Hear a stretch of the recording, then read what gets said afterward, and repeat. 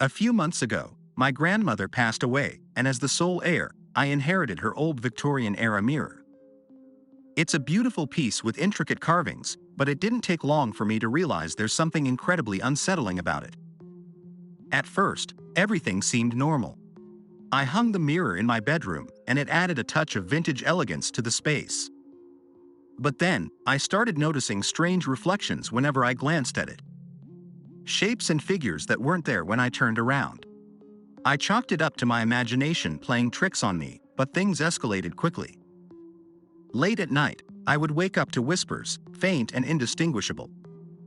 I brushed it off as the creaking of an old house, but the whispers grew clearer each night. They were eerie, like conversations happening just beyond my hearing range. One night, I was startled awake by a whisper that was unmistakably my grandmother's voice, calling my name. I sat up, heart pounding, and looked at the mirror.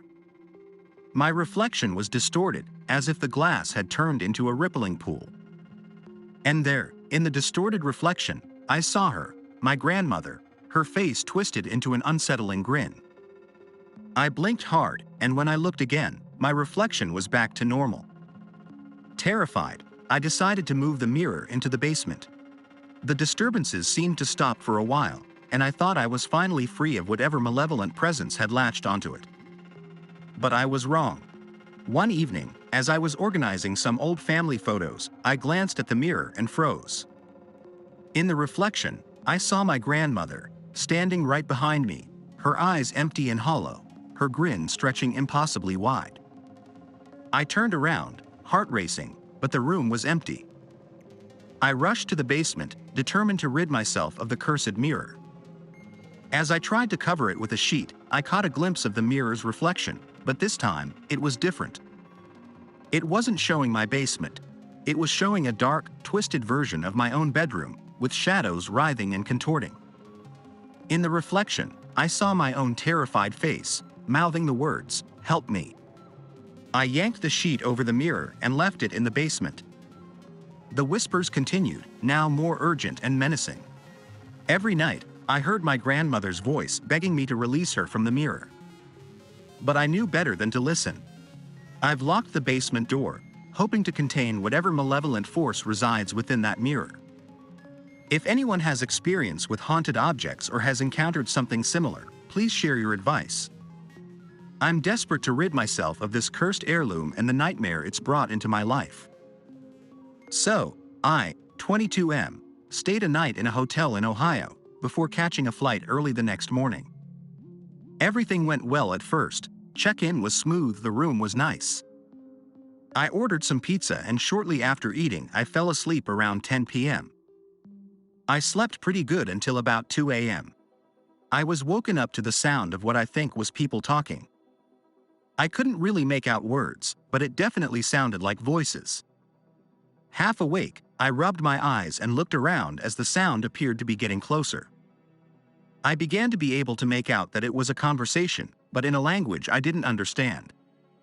It almost sounded like the Latin we sang in high school choir.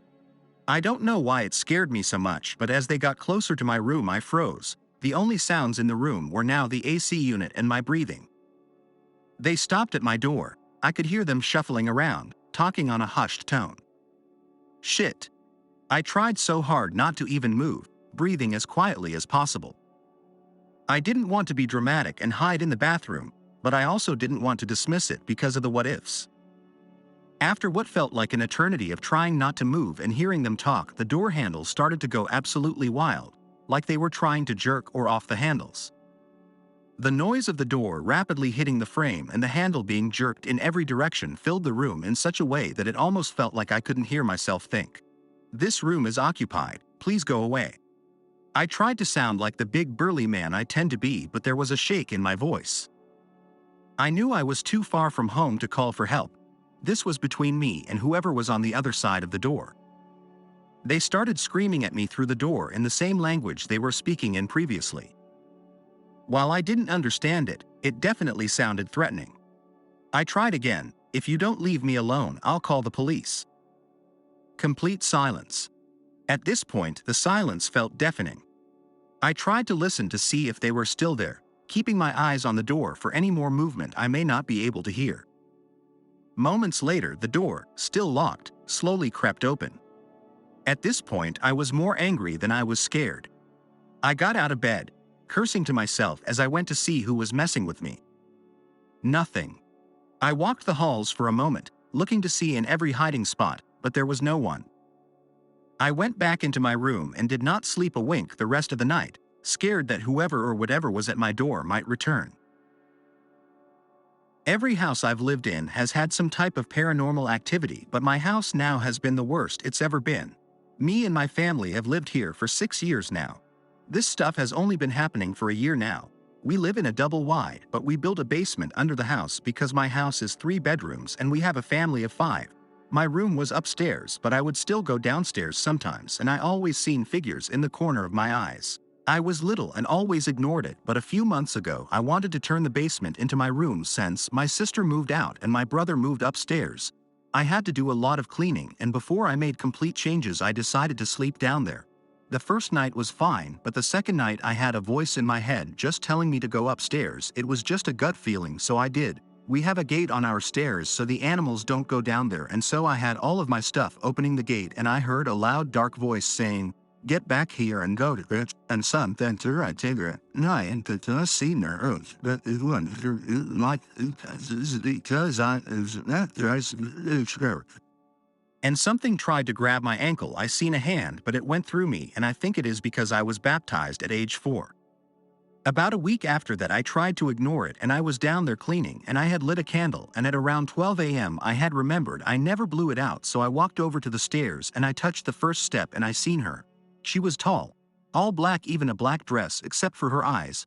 They were dark red and she had long pointer fingers.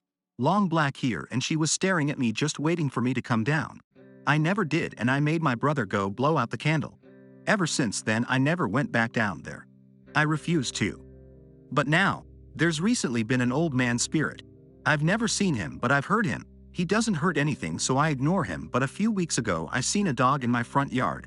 That was pretty normal. My neighbor's dogs aren't trained that well, so they make their way over to my house, but the thing was it wasn't their dogs, so I just thought my new neighbors got a dog, and I had my mom check the cameras and there wasn't a dog there.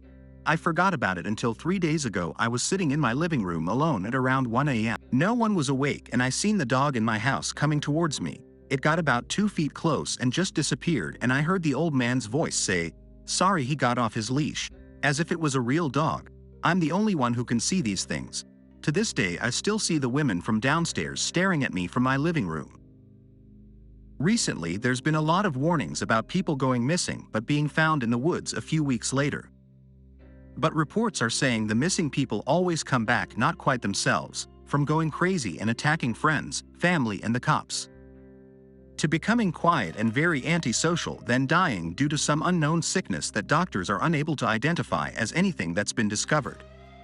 No one understands why or what's causing these missing cases and the attacks and deaths that could follow. Only one case hasn't been followed by a death nor violent outburst. This missing person was my oldest friend. He went missing for nearly 2 months, but when he was found just asleep against a tree in the woods at the edge of the city, he seemed fine. Normal. Nothing he did seemed out of pocket for him. His humor, his reactions and his personality, all normal.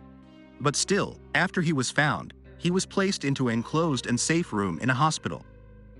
When I visited him, he seemed to recognize me even before I got close to his room. To the point he would start talking to supposedly me before I enter the hospital and before he's even told that I'm coming to see him. So when I walk to his room, he's already halfway through the conversation. He was soon deemed safe to be around society after being through all sorts of tests. The only test result that confused doctors and nurses was that his blood was no longer crimson red, but now a teal color with flickers of rose pink. They tested his DNA and all his body fluids, all normal, but his blood was the only anomaly. The doctors gave him some medicine to see if they could help with the strange coloration of his blood. I took him home and told him to lock his doors and windows and not to answer the door unless I call him on the burner phone that I gave him. I found one thing strange about him though. For all those days he had been missing. He looked too healthy, no signs of starvation. No cuts, bruises, or scrapes. No signs of being in any form of harm. It's weird. Halfway through my walk back home, I got a call off his old phone. I looked at the number and confirmed it was his old number, but he told me that he had lost his old phone while he was missing. I calmly answered the phone. "Hello? Who is this and why do you have my friend's phone?" All I was met with was deep and heavy breathing mixed in with sniffles. I asked once again, only to be responded with my friend's voice. "Help me." I frowned as I looked up at the street in front of me, then started to look around to see if I could see him. I finally spot him a few feet behind me. I answer the voice on the phone, thinking my friend was playing a prank on me. "Hey, that's not funny, mate. You just went missing for nearly 2 months. Go home." I stared at him as he slowly dragged his feet towards me, my frown starting to turn into concern. "How did you get hurt while trying to follow me?" Suddenly, I hear my name gently being spoken to me through the call as I watch my friend's jaw slowly drop to an inhuman length as he draws a crooked smile on his elongated face and his eyes grow to a large size. The voice on the call was clear and bold this time. "That's not me. I'm still in the forest. I've only just found my way out. I was taken." I watched as the twisted version of my friend started to move closer, my eyes welled up with tears. My friend was the last thing I saw. 2 days later, my real friend was found and taken to hospital and was interrogated by the police. Now it was my photo they showed on the missing people cases on the news.